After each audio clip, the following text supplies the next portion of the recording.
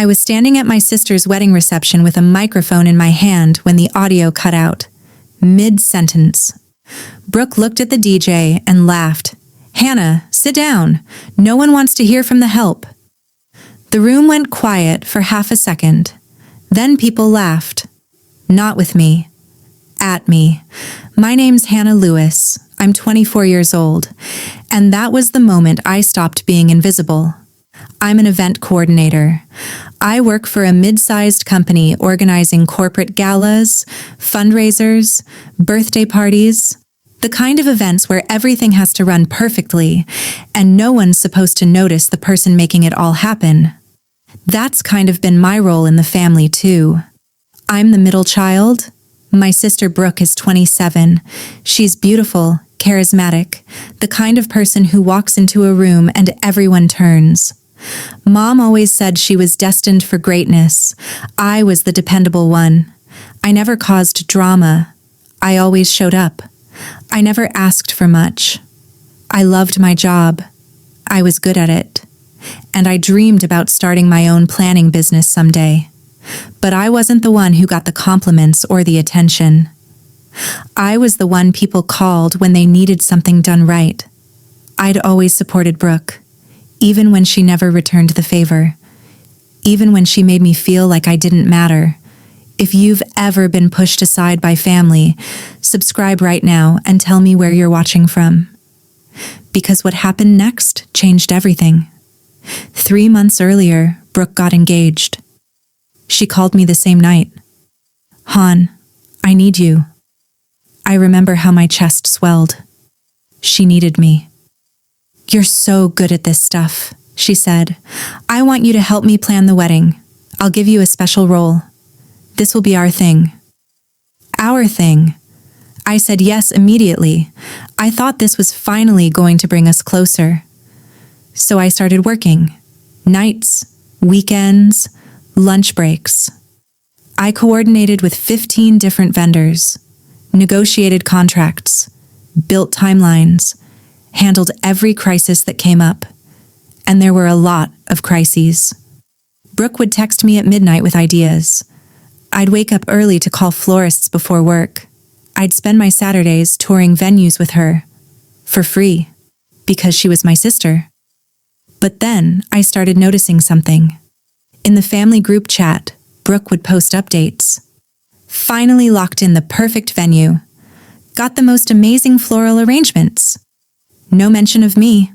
I told myself it didn't matter. 2 weeks before the wedding, I asked her about my bridesmaid dress size. She paused. "Oh, I thought you knew. The bridal party's already set. It's just my college friends." My stomach dropped. "I'm not a bridesmaid?" "You're too busy planning anyway," she said. "You don't mind, right?" I minded. But I said it was fine. 1 week before the wedding, I was at the venue for a final walkthrough. I saw the seating chart on a table near the entrance. I scanned it. Table 1, parents and grandparents. Table 2, bridal party. Table 3, groom's family. I kept looking. Table 12, Hannah, Lewis. Table 12 was in the back corner. The overflow table. Second cousins we hadn't seen in years. Random +1s. I wasn't seated with my parents. Not with close family. I was hidden. I stood there staring at that chart, my throat tight. Then I heard Brooke's voice from the hallway. She was on the phone. "Hannah? She's fine where she is. She's used to being in the background anyway." I didn't move.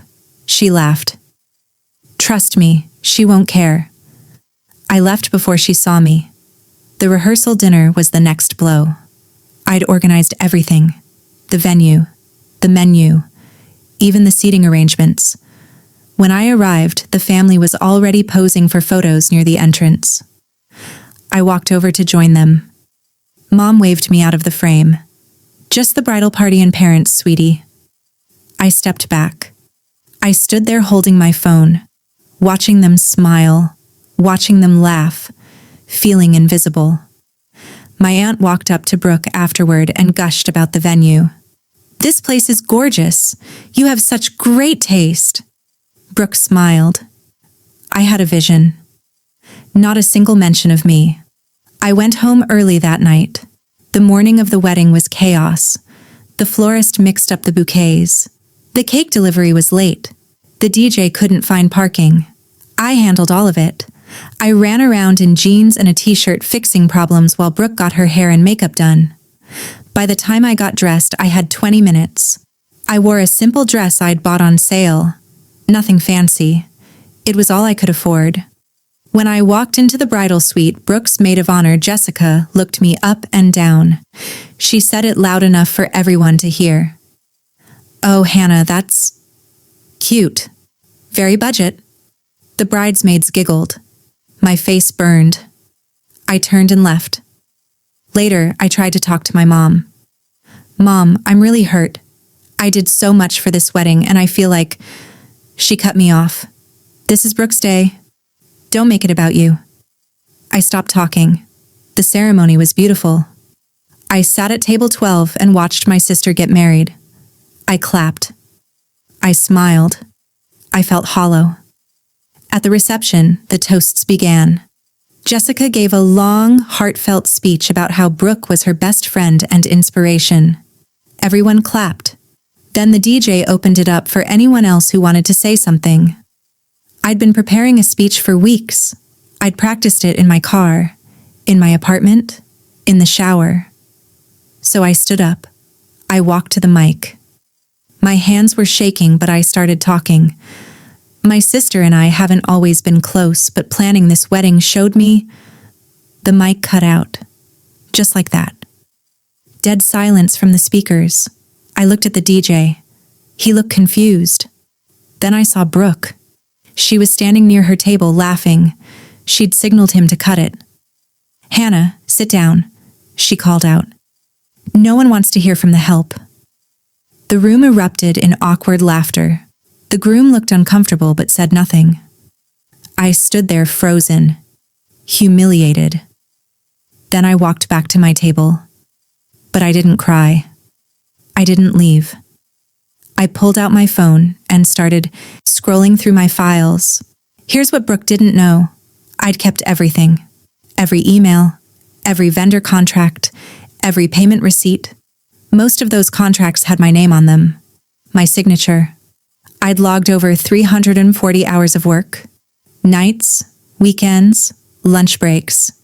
I also had screenshots, texts where Brooke took credit for my work, where she dismissed me, where she complained about me to her friends.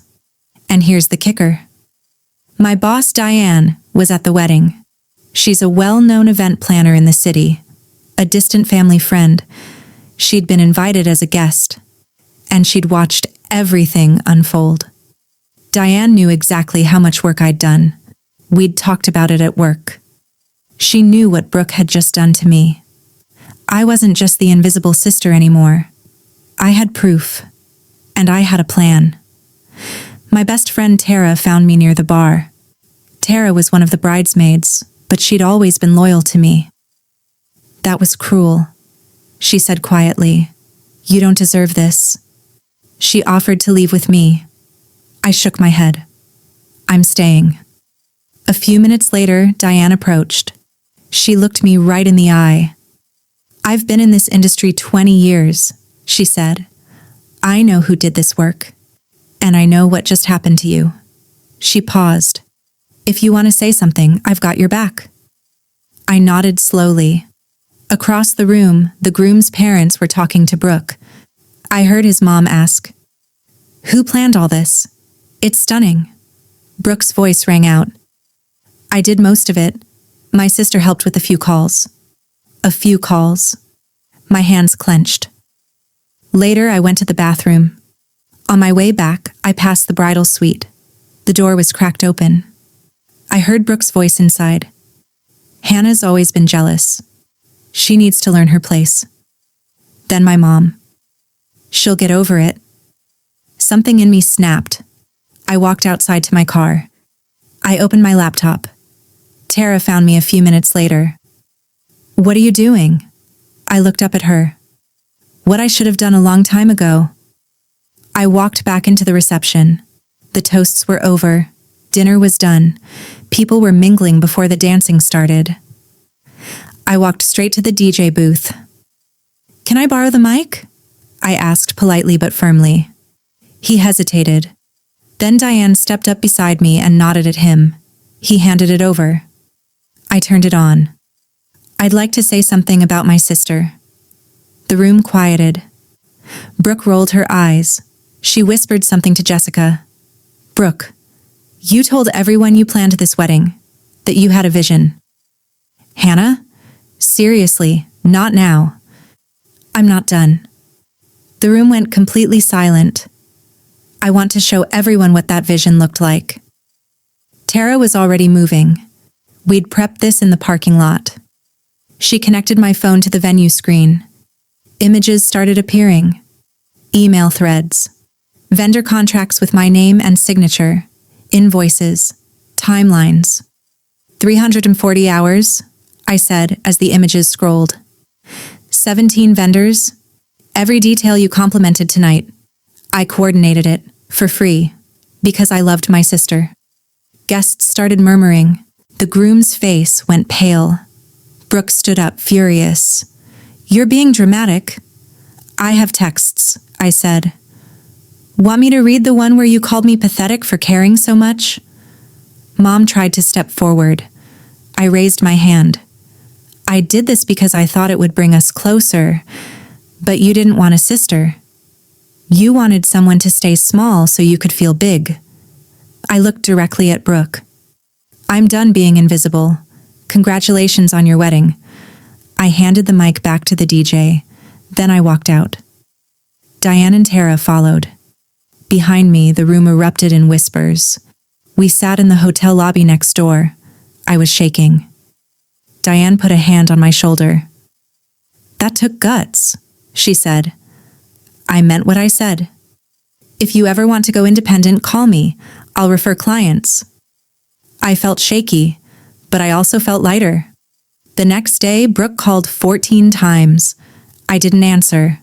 Her voicemails ranged from angry to tearful. Mom texted me. "You embarrassed the family," I replied. I told the truth. "If that's embarrassing, maybe you should ask why." She didn't respond.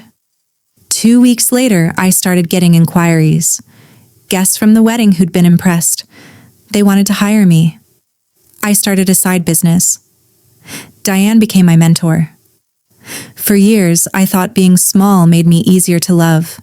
But that night, I realized something. I didn't need their approval.